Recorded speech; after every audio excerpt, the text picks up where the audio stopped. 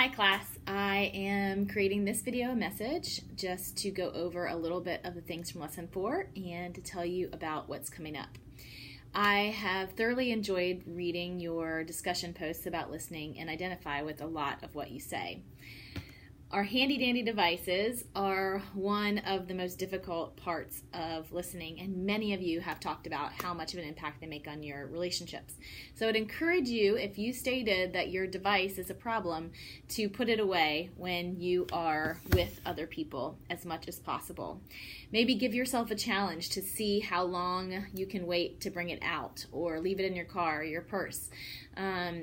See how that difference can significantly bring you closer to other people. Another thing that many of you pointed out was just being distracted by many things going on in your mind. And I have my handy-dandy to-do list here that helps me to limit my distractions. I feel like if I can write it down and cross it off when it's done, I don't have to carry that baggage around in my mind, and I can focus more on the person who's talking to me in front of me. That might not work for everybody, but it's a great strategy for me. The last thing are just distractions by watching television or making dinner or your kids screaming. And sometimes you can't get rid of those distractions. But if you recognize the conversation is important enough that you want to pay attention, I would just encourage you to ask the person that you're talking with, hey, can we talk about this later? Or to put down your book or your whatever you're working on and focus on that person and go back to it later.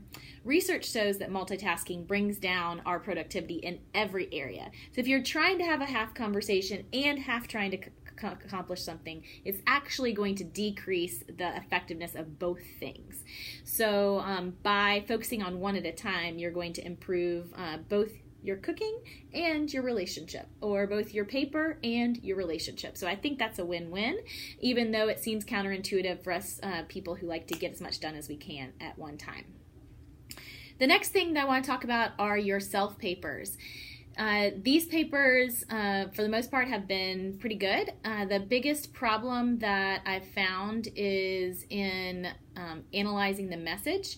So picking a particular message and then walking it through the communication model, talking about who the source is, who the receiver is, what channel it came through, what context is around, if there's any noise that's impacting it, and really applying that course terminology to a specific message.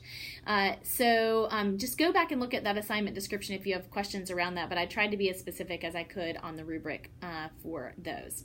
It might take me a little bit longer to grade all of those papers since they are much lengthier, so just wait and I'll get you the feedback as soon as possible. The other thing that I want to point out to you is that your group projects are coming up. Now, they're not due until November, but you have many pieces to that project due throughout the next month or so.